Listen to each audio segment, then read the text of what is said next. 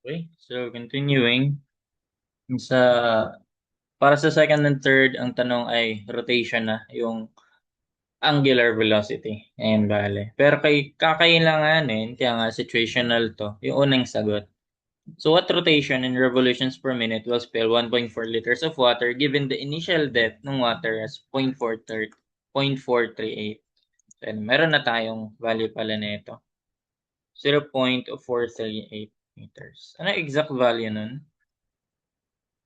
Nasolve ko na. Store ba yun? Store ko na yan sa A. Store ko yan sa A. Usod ko lang. So, ayan. Ito may height pala din 0.8. Pala dinuplicate ko na lang. 0.8 meters. Ayan. Usod ka pa. Okay. Still, copying ko na lang to. Oh, yeah.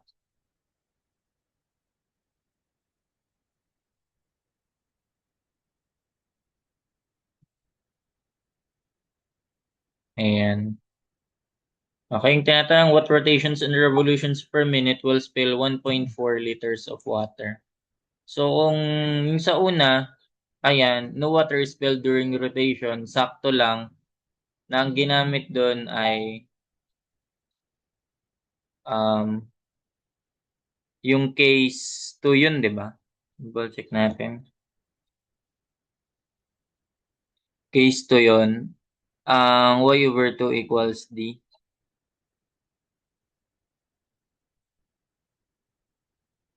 Ayan. Yung case 2, y over 2 equals d. So, no liquid spilled niyan. Sa pangalawa, what rotations and revolutions per minute will spill 1.4 liters of water. So, paano nga ba yan? Mas madali yan isolve kapag in terms of air ka. So, ayan. Sige nga. So, that is just, alin mas marami. So, para ano kaya? Kung ganito na yung case 2, no water spilled yun, ano kaya mangyayari sa, ano? Ay, di ko ma-undo na naman.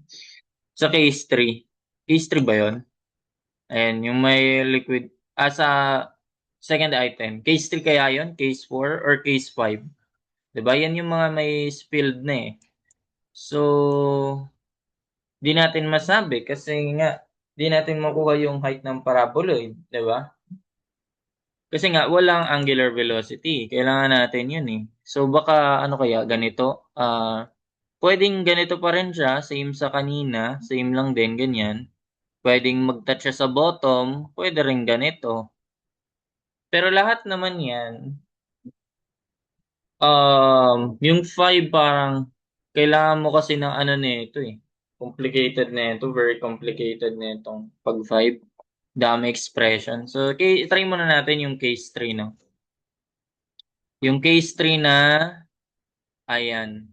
Eto, sakto lang, may nag-spill lang. Y over 2 is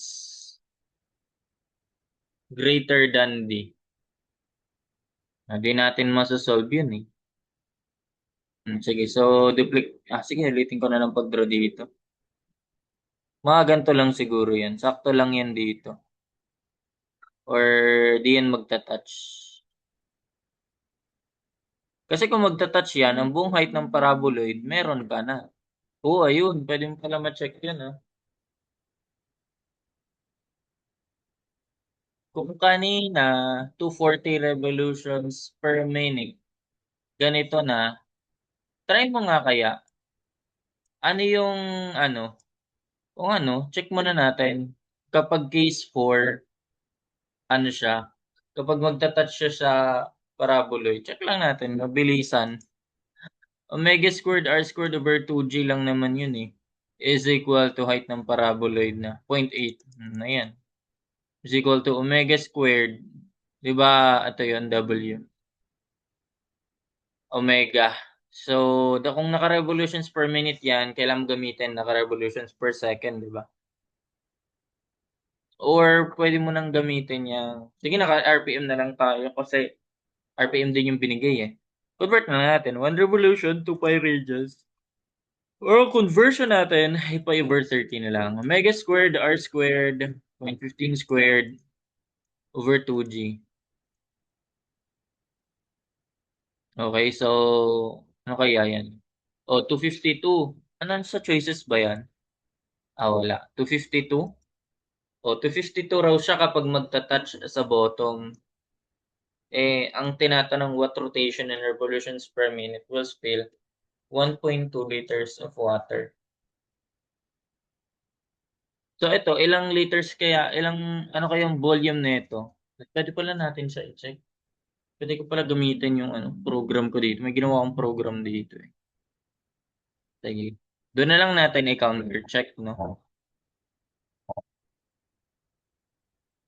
Para may mapagkumparahan tayo. Hopefully di maingay. At may nagpupukpuk. Okay, so dito ang gagawin natin, volume final, mas marami yon kasi may na-spill na nga. In terms of air tayo eh. Volume final minus volume initial is equal to volume spilled. S na lang. Di naman yan RCD na volume na shear ng stirrups or volume ng solids sa geotech. Di ba? So, okay na yan. Okay na yung V sub S. Wala namang ibang ano yan sa, ano pala, specific volume. Pero wala naman tayo sa properties eh. Okay, volume final will be area volume ng paraboloid, 1 of pi r squared times yung height niyan is si y. Baba ko nga to, parang masyadong, yan, ganun. Pi r squared times height ng paraboloid. Babawasan natin, tama ba? Ng volume initial. Ang initial ay cylinder lang naman. Pi r squared times height niyan, yung draft. I-draft na naman. Sanay kasi sa buoyancy. Basta yung void space. That is equal sa volume spilled. So, eto meron ka ng volume spilled R. Wala ka na lang, Y tapos D. Di ba yung Y may formula ka? Ayan, omega squared R squared over 2G lang yan. Ulitin natin. 1 half pi R squared. Ang Y gagamitin na natin. Omega squared R squared. Palitan na natin. Kasi yun yung height ng paraboloid over 2G. Di mo magamit at anon nga yung angular velocity. Sunod, pi r squared. Tapos yung draft niyan ay di mo masasolve pero pwede mo magamit as h minus h. Di ba? H, yung total height ng tank minus depth ng water initial. So ito yung nakuha lang din kanina. Ayan. Equals volume spilled. Kaya na ba yan? Kaya na. So that will be 0.5 pi r squared, that's 0.15. Tama, 0.5 pi r squared over height ng paraboloid. So that's omega squared r squared over 2g. Pero yung omega natin dapat naka-revolutions per minute. Pero kapag gagamitin mo yung formula na to, dapat naka-radians per second. So i-convert mo yan. So kung revolutions per minute to 1 revolution, 2 pi radians. So same lang din ang conversion yung sa 8 pi kanina. Okay, so times pi over 30 lang naman yan. Omega squared times r squared over 2g, 2 times 9.81. Okay, tama na. Minus volume ng cylinder or initial volume, pi r squared, tapos total height ng tank, which is 0.8, babawasan mo ng initial height niyan. Yung 0.438 na sa A ba yun? Check natin. And 0.438. Yan. Ba't naging 240.5 pi r squared omega squared r squared over 2g minus pi. Bona. Di ko nasama yung Ito kasi, yun, tama nga, di ba? Ayan. So, yung napalabas natin kanina, 240 kapag no volume spilled. Di ba? Pero kapag lalagyan mo yun ng volume spilled, it's 1.4. Times 10 to the negative 3 ko na lang. Hopefully, okay na kayo sa conversion, no? Liters to cubic meters. O, ano lang naman yan. 1,000 liters, 1 cubic meter. O, pag convert mo yun to cubic meter, divide mo lang by 1,000 or, eto. So, ayan. Tapos yung height natin, 246.5 nga. 246.5. Ito na yung sagot natin. So, wala yung relation dito sa isa kasi ito ay case 2. Case 3 pala. Lagay nga natin nung case yan.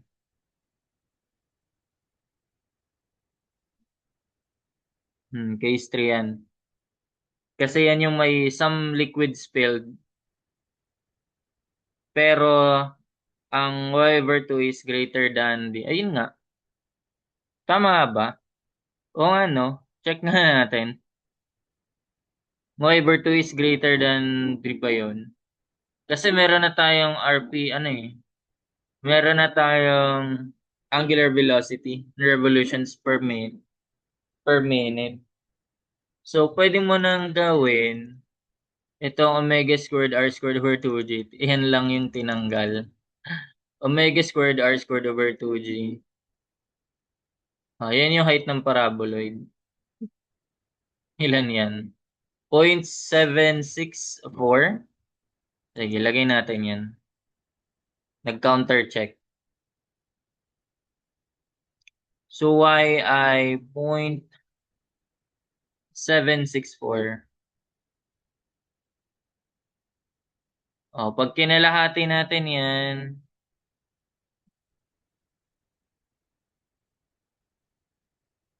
pag kinalahati natin, divide by 2, 0.382.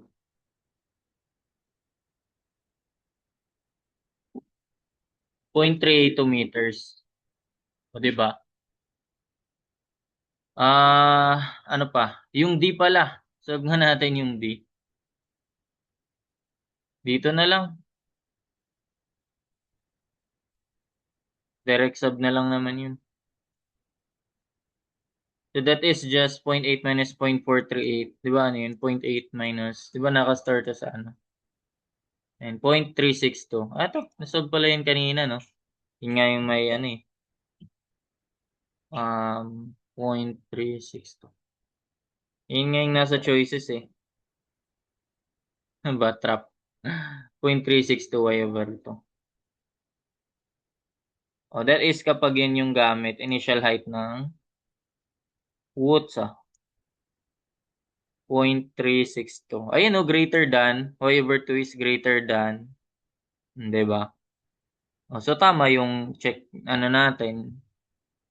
Tama yung case 3 natin na assumption. 0.362 meters. Greater than D. Case 3 talaga. Di mo na kailangan kabisaduhin yun. Be familiarized lang sa mga yan. Basta step, ano lang to, increasing angular velocity. Ngayon, y over 2 is greater than D.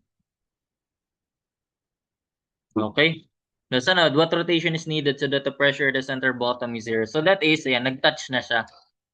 So that is case 4 naman. Ayan, no need na ng checking dito. Automatic na to na.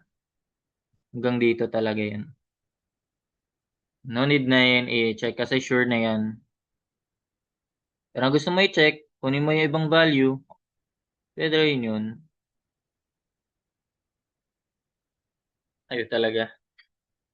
Ayan. So, solve naman natin yan.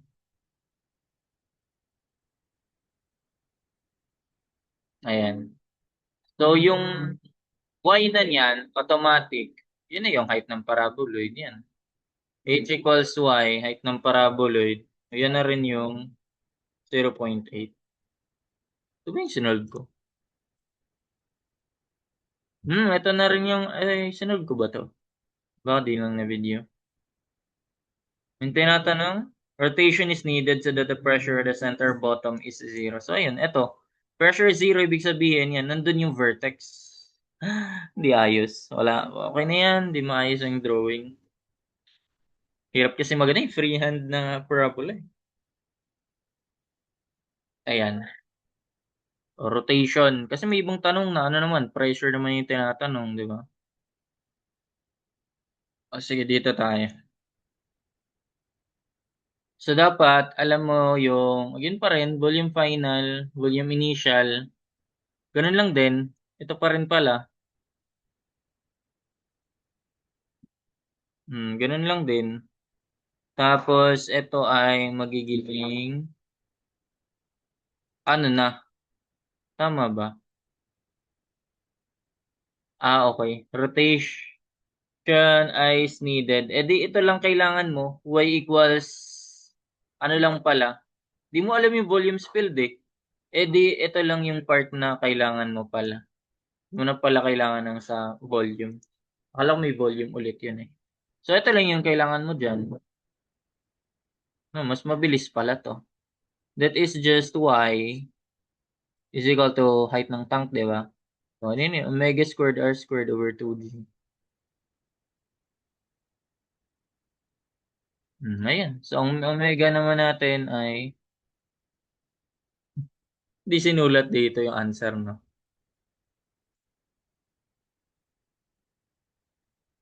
Hindi ko pala sinulat.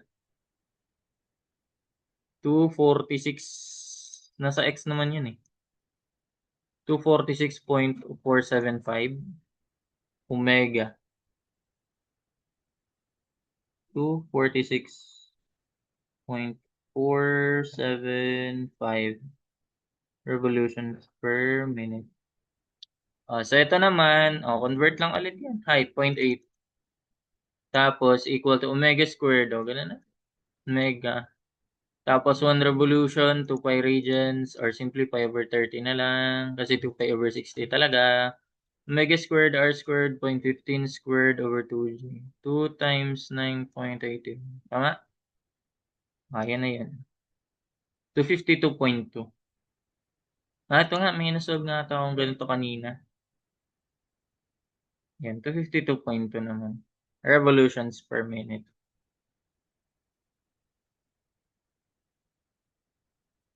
Ayan eh. Adi, ano to? Kapag nag-exceed pa dyan, ibig sabihin, magiging case 5 na yun. Ganun lang. Pag nag-exceed pa doon, magiging case 5 na yun. 252.217 revolutions per minute.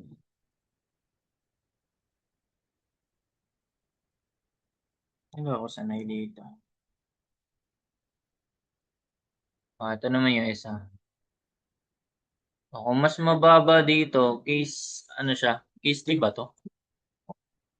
Yun pa din pala ma-check din lahat, no? 240 kapag ano, 240 kapag sakto lang siya dito, case 2 to. Tama. Pag case 1 less than nun. Pag case 3 greater, yan, 246.